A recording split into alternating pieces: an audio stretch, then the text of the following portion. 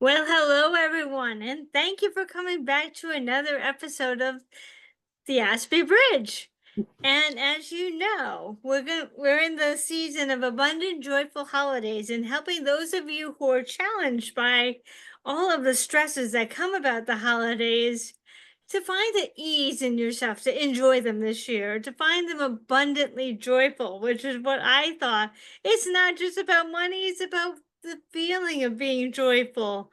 And as you know, with all the wonderful aspects that are out in the world, such as Paul Miguelet from Autism on the Inside, and Samantha Stein, and Sarah Hendricks in the UK, and Temple Grandin here in the US, all telling you what the traits of autism are, I decided to go a different path and make the mission of the Aspie Bridge be all about connecting all of you who are neurodivergent, autistic, and otherwise.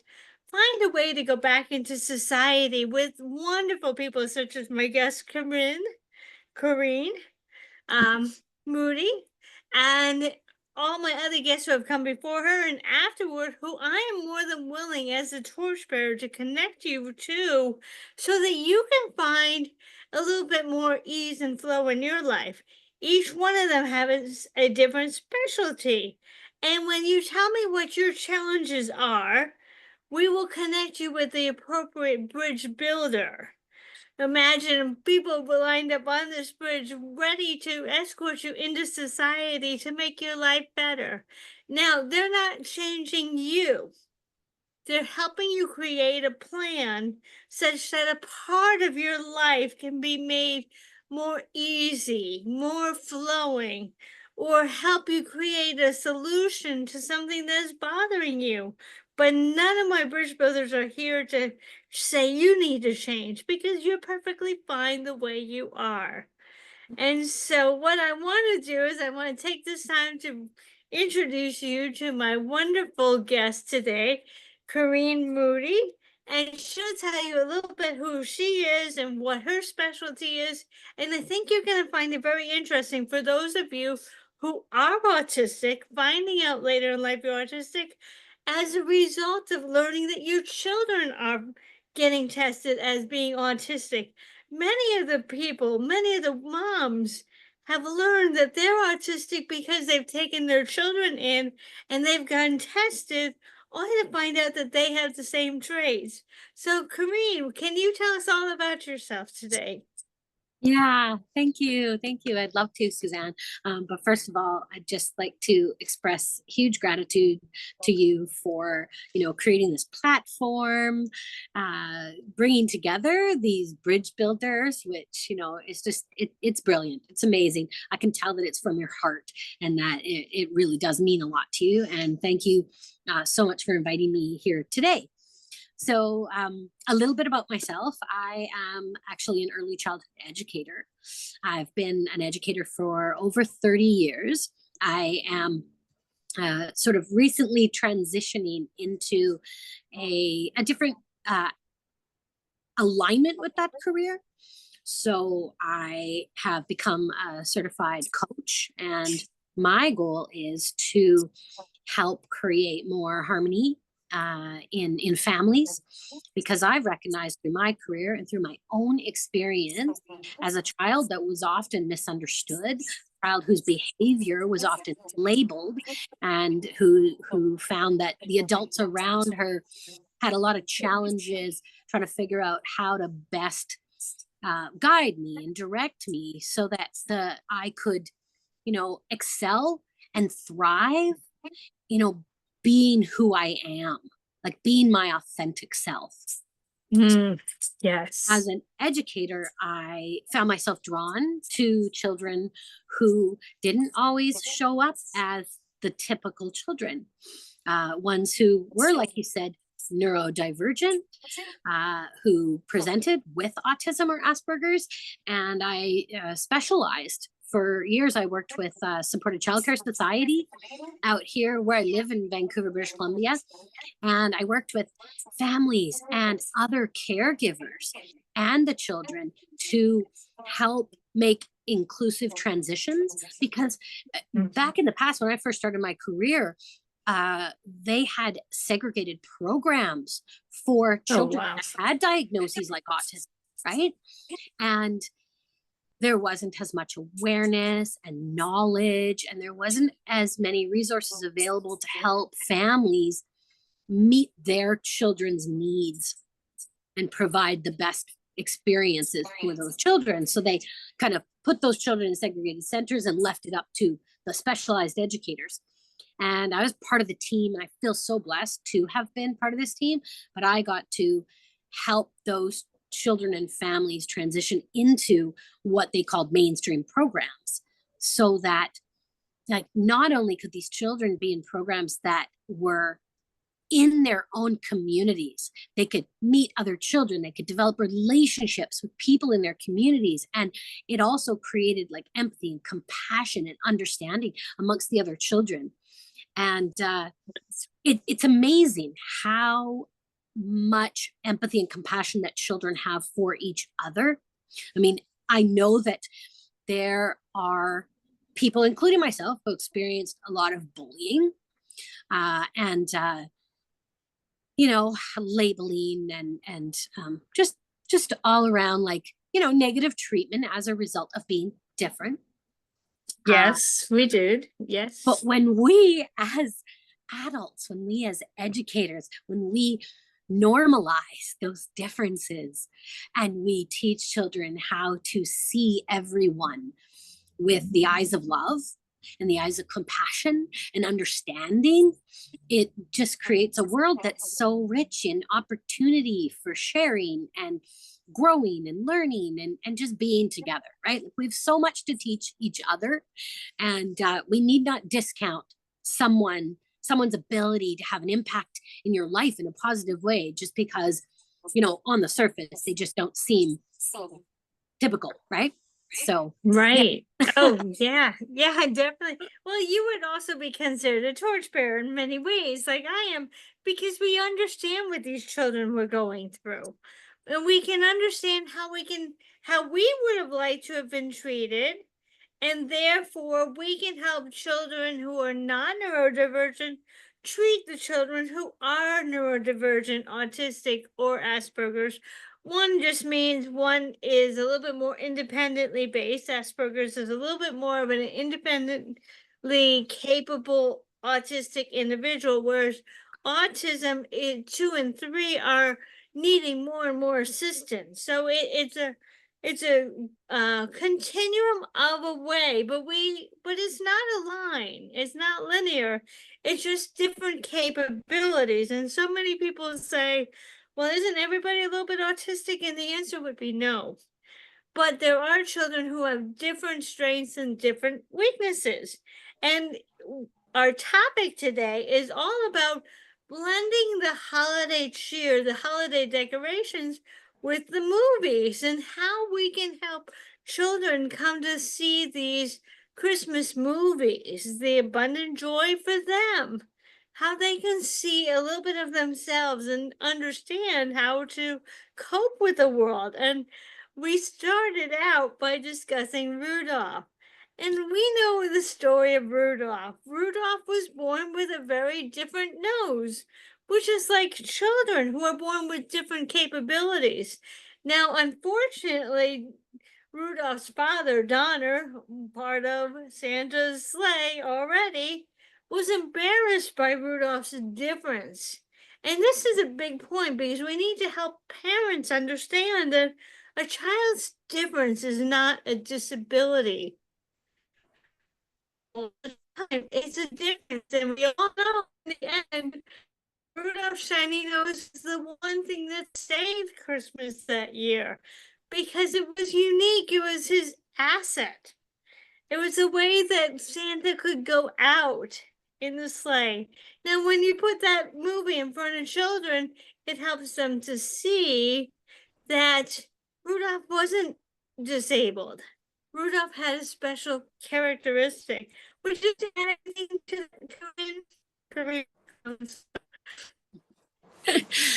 yeah, I couldn't agree more. Like, I mean, it's such a amazing metaphor that they used to communicate this idea This idea that just because on the surface something is different and seems, odd or, not normal, right? It doesn't mean it doesn't have value, right? And that's one of the things I'm really passionate about in working with parents and families, is to help them see that if their child is like, often what I'll get is parents who are frustrated with their children's behavior because they are fearful that their children will be marginalized in society, be treated differently, not excel and reach the potential that they imagined their children to be. I mean, you have this beautiful, amazing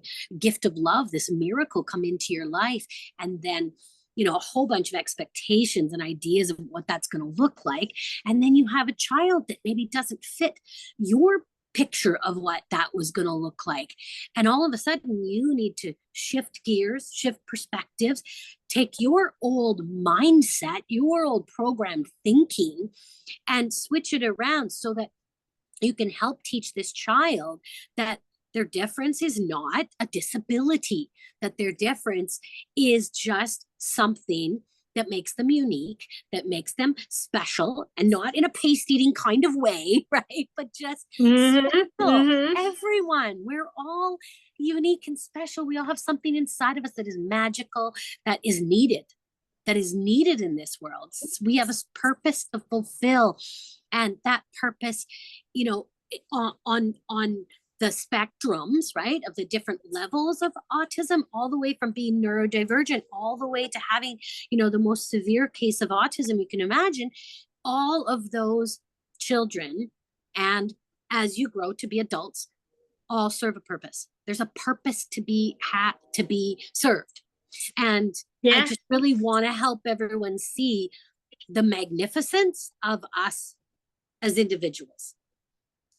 Exactly. And back to Rudolph. Sorry, I got off topic there for a minute. But back to Rudolph. Oh, no, that was perfect, because as we go through the holidays, it's not all about us as adults making the best situation for ourselves, the best joy for ourselves. We need to think about our children. And that is a perfect segue into making sure that they're having a joyful holiday season, not just us. Now, as you can all tell from our podcast, we're kind of combining the festivities, the decor of the holidays with the movies, because they have such a special meaning. Now, I know that Corinne would stop a movie, as she told me, at certain times and tell her family how to rethink this character's behavior.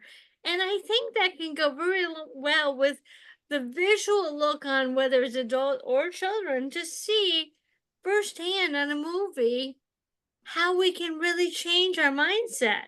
And that's what my first topic is. How can you tell when you're decorating for the holidays, what is your mindset? And I think I'm gonna let Corinne tell you on what she does with some of these different movies, because I think it's perfect. Yeah, thanks, Suzanne. Yeah, I was telling Suzanne about how I'll sometimes interrupt my family, in the middle of a movie, pause it. Also with TV shows, so not just around the holidays, but all the time. I'm like obsessed with, mindset potential, growth and learning. Like my mind is always going. And my family, my husband often jokes around about, how I never stop thinking, right? Like it's so true. I'm always looking at things and trying to find the deeper meaning.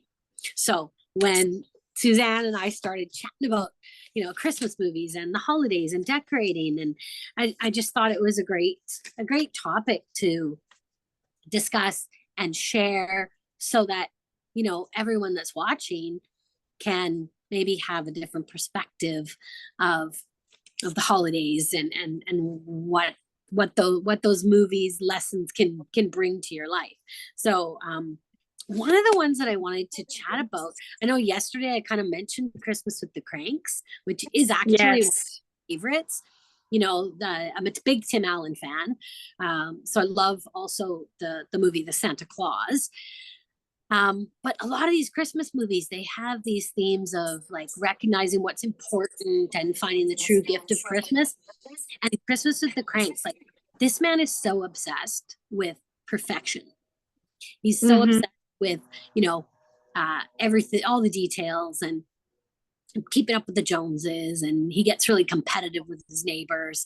But he actually in the movie goes through a little bit of a couple transformations, because him and his wife realized that this particular Christmas, no one was going to be home for the holidays and they could take off. So he actually bought her these tickets to go away on this vacation. And he was looking forward to like getting away from all the Christmas stress, right?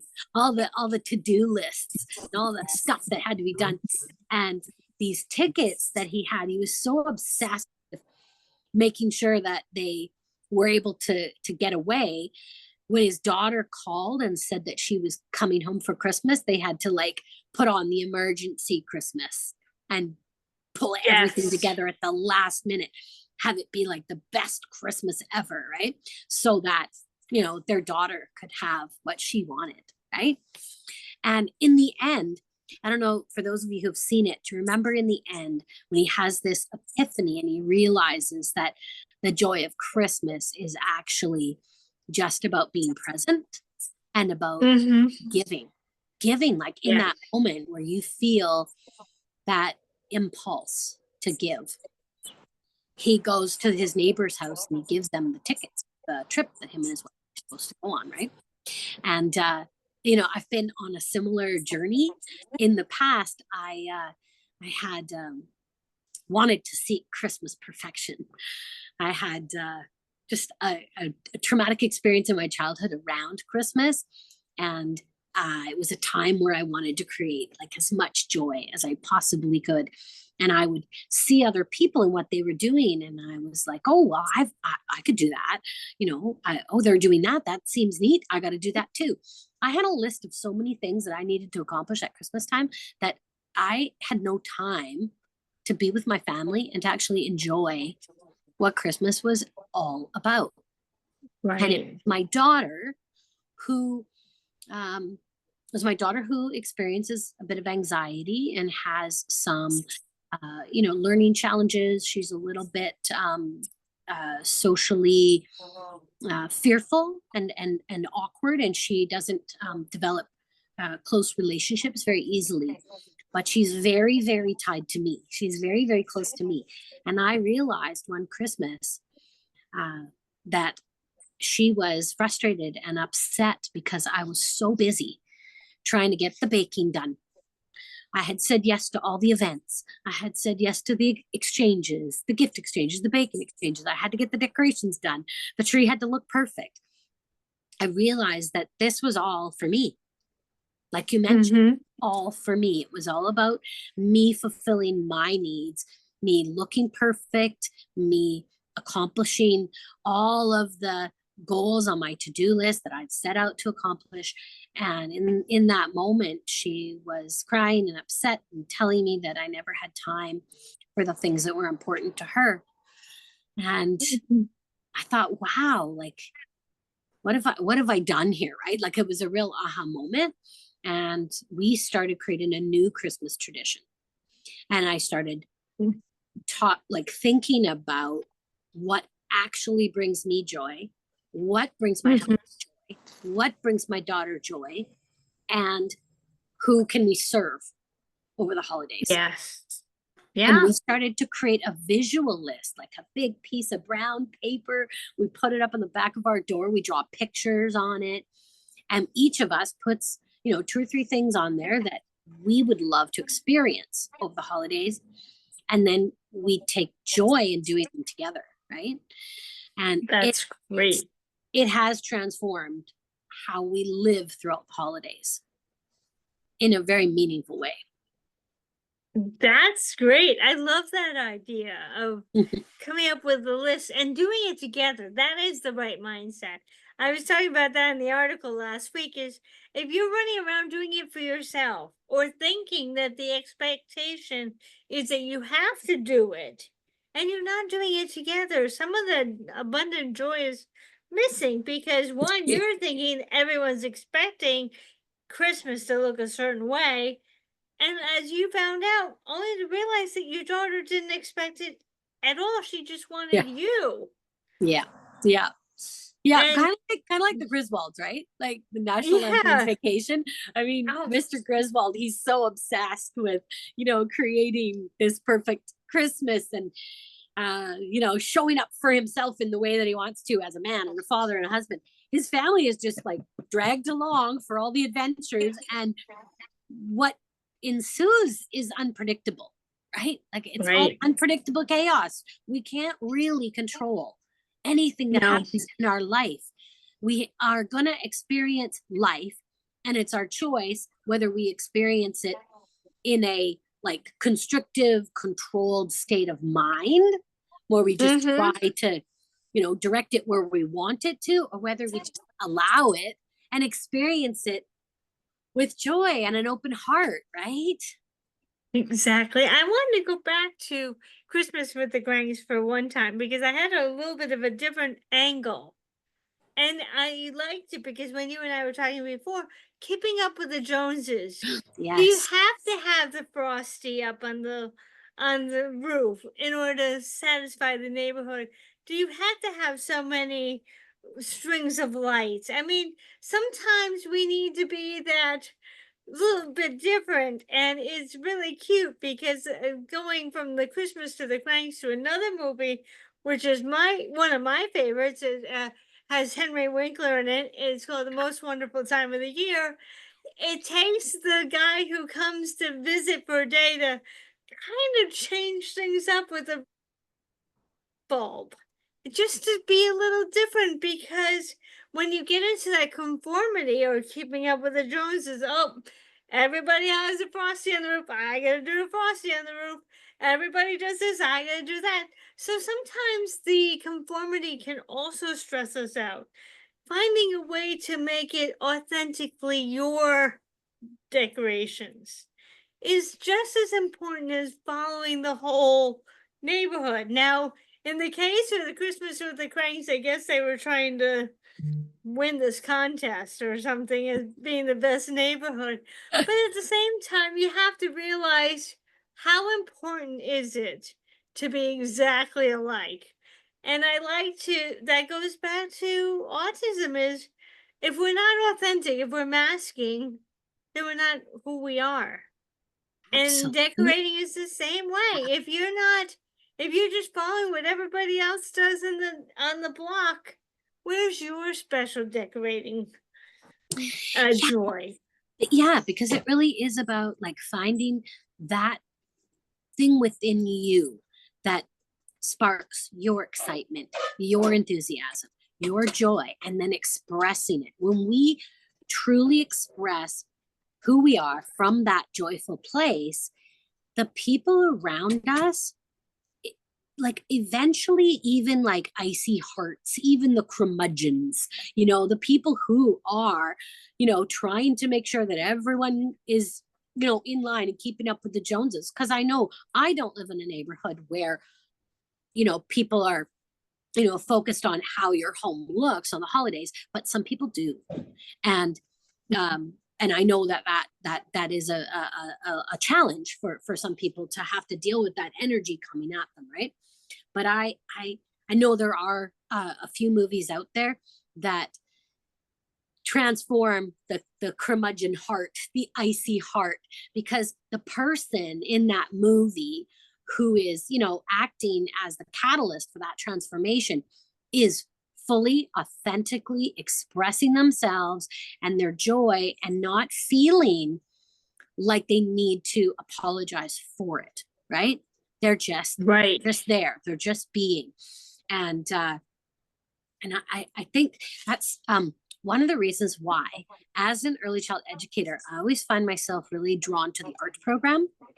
And I'm very passionate about allowing children to express themselves through art.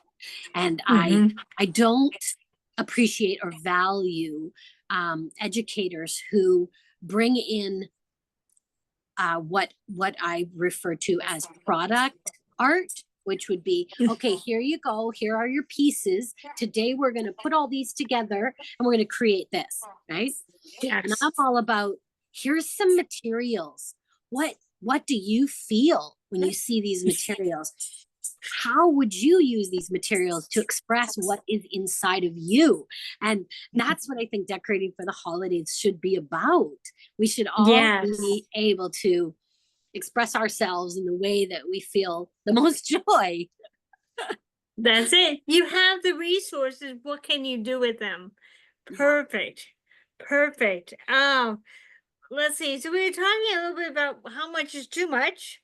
Now the next topic I would like to do is, some people get caught up in, it's not real if it's not real Christmas if it's an artificial tree. And this goes back to the most wonderful time of the year. For some reason, there was a change. There was a controversy about, is it real is it a real Christmas if it's an artificial tree? It's whatever you make of it. And it has nothing to do with what someone else thinks. Oh, and just like with Charlie Brown, everyone thought that his tree wasn't good enough. Whatever you choose. Real, artificial, big, small, 10-foot tall, 3 feet tall. You know, it's real and artificial is not something to disagree over. It's to say, how can we find a happy medium where everybody's happy? Maybe you find a little real and a big artificial. You know, maybe it's a matter of compromise. And I don't think enough people realize that compromise is part of the decorations. What do you think? Well, I definitely agree with you in that it shouldn't matter. Like, it really just shouldn't matter. Whatever you need to fulfill your desire for bringing the spirit into your life is all that is needed. So if you feel like you have the time, the energy, the resources, the desire to go out and buy a real tree at Superstore, or to go to a Christmas tree farm and have the experience of cutting it down, or whether you go to Canadian Tire and buy a pre-lit tree, or dig the old one that grandma used to have in the cellar out of your basement and put it up. Like, it really doesn't matter. It's about the experience. And it's so important. I think it's a reminder of how important it is for us to enjoy the journey of life, right? It isn't about the destination. It isn't about the details and whether or not, you know, we follow this tradition because this is what everybody says we should follow, or this is what our family used to do. We have to find our own traditions. And I have an artificial tree and I put it up. And I also, every now and again, say, I want to go to the tree farm this year and get a real one. And we have our tree stand and our bucket for a real tree. So I allow the voice of my heart to speak to me. And I've learned to like distinguish between this like programmed thought pattern that tells me that I need to do A, B, and C so that I can, you know, be approved of, so that I can feel like I'm doing enough. And this other voice that loves me and cherishes me and knows that, you know, I'm beautiful just the way that I am, and that I don't need to do anything more than just, you know, express my authentic self and, you know, decorate and do and be over the holidays the way I feel inspired to, right? Like put That's it. way too much pressure on ourselves. And I like to avoid that, like pushing out that cliche on anybody, right? Because Mm-hmm. what we feel is real, and that pressure that we feel comes from the outside world and from Yes, it relationship, does. family. So I don't have this, judgmental thought pattern around, how, oh, well, you've done that to yourself, right? You're putting that pressure on yourself. But I truly believe we are so much more powerful than we know. And when we Yes, see we. that pressure is coming from somewhere else, and we take the initiative to say, no, I'm not going to allow that pressure to be pushed down on me. It's really empowering, right? Oh, definitely. I mean, the thread has been authenticity all the way through this Yeah, conversation. Be who you are. yeah, Don't feel pressured to be who everybody else is. Let's see. yeah. We talked about how does it look to the neighbor, the outward images. We're talking about who are we impressing? Are we impressing our own family? Or are we trying to impress the neighbors with how we decorate? And I think that comes up in so many of the storylines. You're talking about the Griswolds. I mean, that's a perfect case. There's another one called The Little Cottage where these two neighbors were sparring back and forth who could make the best holiday decoration. It's not about your neighbors. And that's what Corinne was talking about. It's not about them. You got to do what is right for you. It's not about the outward image. What's in your heart? What feels right to you? Yeah. And So, I can yeah, go I just ahead. comment on something? I think Absolutely. it's important to just mention that the society that we live in today, we have so much access to social media, and there are, so many opportunities to view things on television. We've got reality TV, we've got Hallmark movies, we've got Mm-hmm. Pinterest and Instagram, and there are um, like even simple things like craft fairs, right? I mean, you used to be able to go to an old country fair and see the old country crafts, or go to a church bazaar, and or a small community craft fair. And now they've become these markets where people are putting up professional displays, and they're crafting things that are, you know, top of the line, and they're social media ready. And it's just a lot of added pressure to us as Yes. individuals to keep up with the Joneses and to have things be perfect. So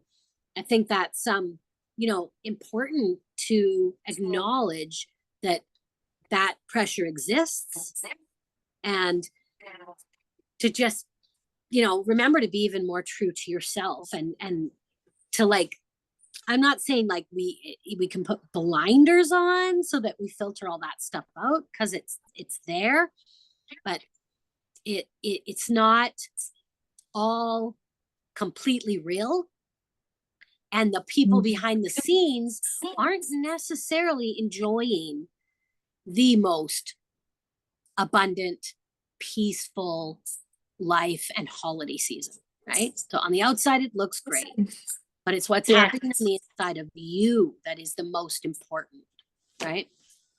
That's it. Well, how many of us like to decorate our homes the way we like to decorate them? But one night, one Saturday night, we go out with hot cocoa and drive around all the streets and appreciate. Go ahead and appreciate how everyone decorates, but know that there are different mindsets that went on with that decorating. It may have been a stressful morning getting ready so that it looks great, but you gotta do you. You do Yeah. you is the big answer here. Yeah. And we need Yeah. to make sure that our children are very much involved with what they want to add to it. I've heard a lot of stories where there's like, yeah, that's what they call it, the paper snow um when they used to make the angels, and maybe one angel's head was not quite the same, or the snowflakes. allow your children to get involved at the best ability that they can. And Mhm. don't hide their artwork because it's saying that they're not good enough. Make sure they have just as much of a flair in your home for the snowflakes, the angels, the paper chains that go around the Christmas tree. Whatever ways that your children want to have their hearts represented in the decorating is important. And I like the way that Frosty kind of says it. Here the children came together to create this one magic snowman.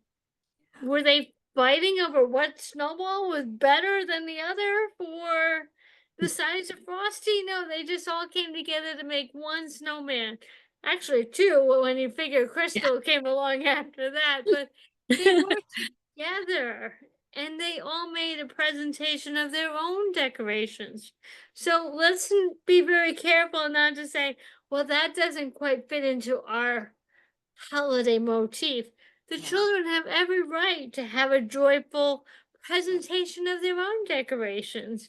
And that's what you were saying, Corinne, about putting out the supplies and letting them decorate. But saw so many kids who go home, excuse me, and the parents are kind of like, yeah, that's nice. We'll put it over here. No, they should be every much celebrated for their artwork, holiday artwork. This reminds me, I had forgotten about this. So I thank you because it just tickled my heart to think about it. One year when my nephew was quite small, and my nephew has been diagnosed with ADHD, and he's just quite an expressive boy, and he's always busy, and he gets very excited and passionate about things. And one year he came over to help us decorate the Christmas tree. And he absolutely loved all my ornaments because I have this eclectic mix of ornaments. But he wasn't, very, very tall at the time. I think he was maybe 6 years old, so he could only reach like 2/3 up the tree. And all the ornaments that he loved were all down at the bottom of the tree. And he was stacking ornament upon ornament upon ornament on the branches and just like randomly putting them everywhere. And I was just, deep breath, Corinne, deep breath, right? Like I wanted my tree to look perfect, but I had invited him over with love in my heart so that he could experience a joy that was meaningful to him and that he could take with him through the holidays. And grandma phoned me about 3 days later, and my tree I didn't change anything. I took pictures of it. I like thoroughly enjoyed it, even though, the perfectionist in me was like, oh, maybe I can just move those one or two ornaments. But she phoned me 3 days later and she said he has been nonstop talking about this tree and how he decorated it and how Auntie Corinne said she absolutely loved it, that he did a great job, and he had pictures of it and he was showing everybody in the family. And she said he was just like bubbling with so much joy.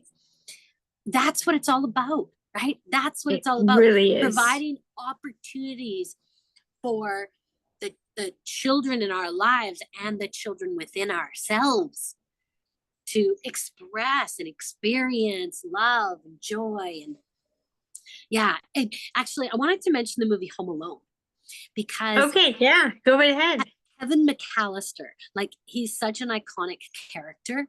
And he, like at the beginning of the movie, he was experiencing those feelings of being bullied, being treated like he was annoying, like he was different. He was a very curious young boy, always asking questions, always wanting to be involved in everything. And they treated him like he was just like, they just like his cousins and his uncle, even, right? His uncle made smart remarks about him and was not very kind to him. And then, he goes upstairs and he's feeling all sad and sorrowful, and then he gets left behind, right? Like, how many times in life have we ourselves experienced that feeling of being left behind, being not chosen, being looked at as though we're weird or different or pathetic or, in some way, right? We've all experienced that facial expression from others, right? And that feeling of being rejected. And there in that movie, it manifested in actual abandonment. But that Yes. abandonment allowed him the opportunity to discover who he truly was and to shine. And a funny storyline, right? Lots of things happening there. But his family comes home and then sees him differently, right? Yes. Because he embraced that abandonment, found his inner strength, right? So That was a great, yeah, exactly. Exactly. He was able to find out who he was. And I know that I think that probably helped a lot of children who felt like they were ignored or overlooked or bullied in a bit come to yeah, realize that they are strong young people. yeah. And I think that's a big thing. Now, before we wrap this up, because I know your time is limited here, I wanted to go on to that very crucial point in a child's life when they start to wonder, is what I'm seeing what I'm believing, or is what I'm feeling what I'm believing? Because the Polar Express, I love that movie. It comes to help children come to understand that what we see is not always what we believe, and what we can't see. That's the bigger thing. What we can't see doesn't mean it's not real. And I think the movie The Polar Express really exemplifies this young boy about the age of 11 or 12 who begins to wonder, what's going on here? Am I no longer a believer of the whole Christmas thing because I don't see this special character, that human being that is all giving of gifts, which we call Santa Claus? Is just because I don't see him, is it a matter of disbelief? And at the end of the movie, he comes to realize that it's what's in your heart, what you believe in your heart, which is truth, not what you see.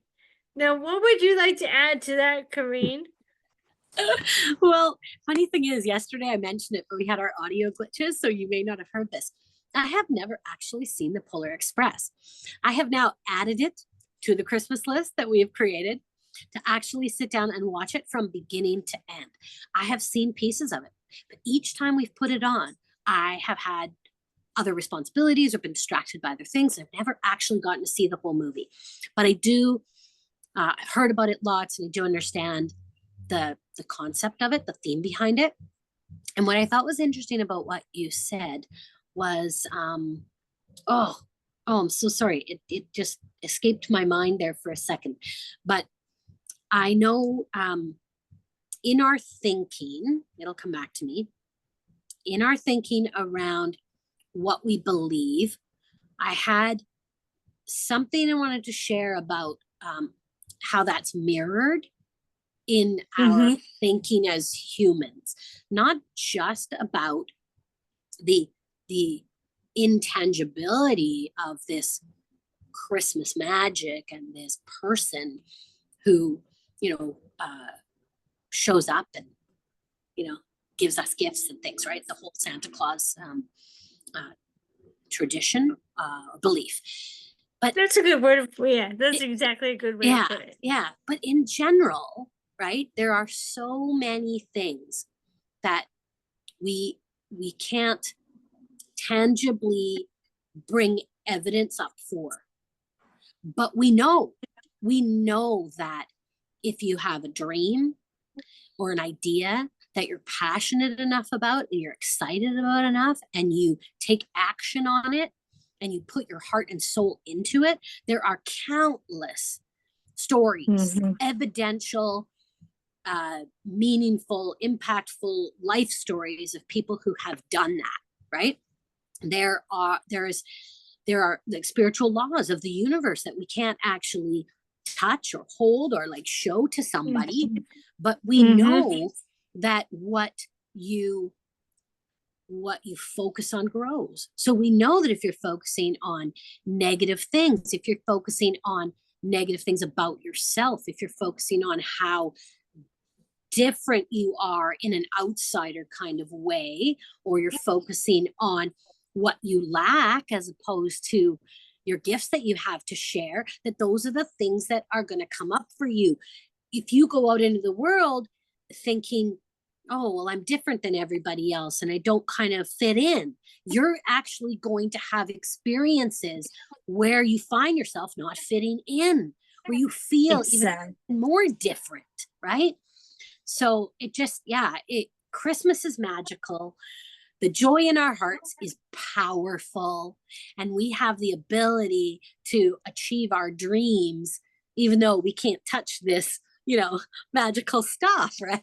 So, And I think that's where it all begins, is when we can start to believe that the joy, the abundant joy of the season is what's supposed to carry us through the rest of the year. And when we can really start to feel it and put our attention on receiving gratitude and joy.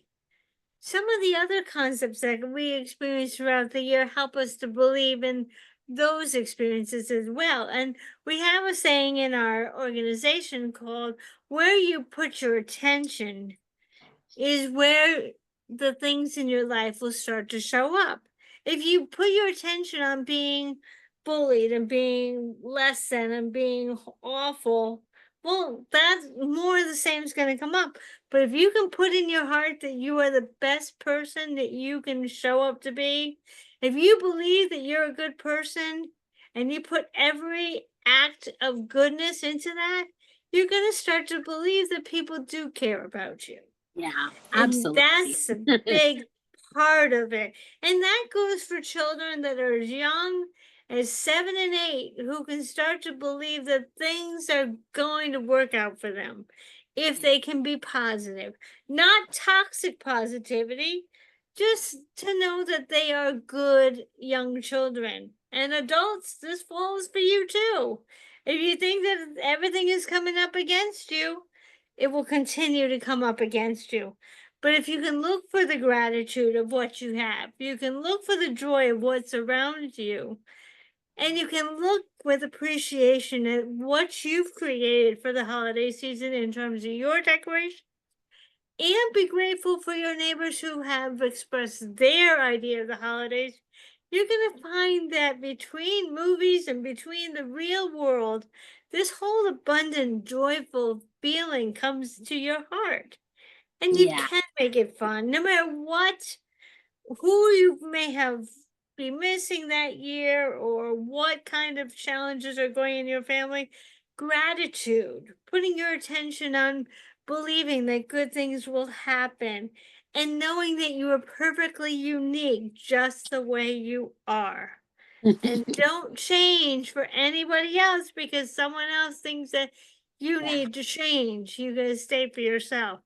So Corinne, oh my gosh, my Oh, apology. it's okay. Corinne, It's okay, would you like Suzanne. to add anything else to our discussion as we start to say goodbye to everybody? Yeah, I would. What you were saying just then really inspired me, and it reminded me of another movie that is like, it's a terrible movie. It's called Bad Santa.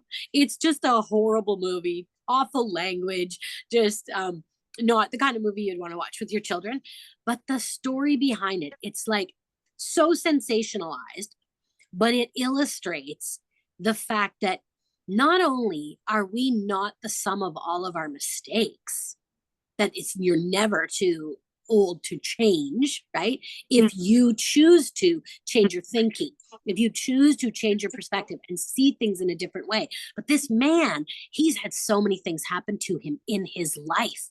He was bullied by his own father. He was put down. He was ridiculed. He's had one like terrible, catastrophic relationship after another and life situation that really just got him feeling like there was nothing else that he could do except like steal and rob from others, right? Like he just Mm-hmm. became a really, really bad person. And this one young boy with a heart of gold and a curiosity that made him like want to look inside the spirit of this man whose language and behavior were really bad. It took that child's belief in everyone's like pure essence of being capable, the possibility, right, of anybody becoming their best selves to, you know, transform this man's experience and, you know, at least get him thinking that there might be a better way, right? And then the other thing that I wanted to talk about that I think is really, really important is, you know, when we're focused on like everything that we're doing to create this perfect holiday experience, sometimes we forget that there are so many people out there that are actually having a worse kind of life experience in terms of trying to keep up with the holidays and with feeling good enough. And some of those people have actually given up, right? And so I'm then I haven't always been good at this my whole entire life, right? Like I've had times where, you know, I've been selfish and inconsiderate of others and only thought of me. But as I get older and more wise and develop connections with amazing people, I realized that to serve others brings so much meaning to my life. So I might somehow, you know, in some ways feel misunderstood or different. Or right now at this time, I have a bit of a conflict in my family that is, you know, causing me some emotional pain. But I will, instead of focusing on that pain that I'm feeling, I'll look at how I can serve someone else in the community that might be experiencing some kind of pain.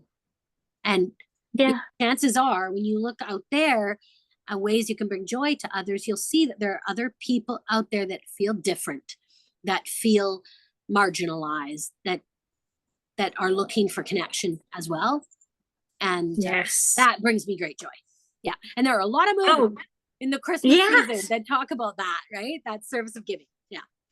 Exactly. So everyone, as we're talking, is enjoy a movie. Go out and serve at a soup kitchen if you're feeling kind of like if you or your family have lost the joy of the true meaning of holidays. Go and participate in pulling a tag off of your church Christmas tree to show giving, because anytime we get into the giving and the gratitude, you're going to find that your whole mindset's going to change and you're going to start to be grateful for what you do have.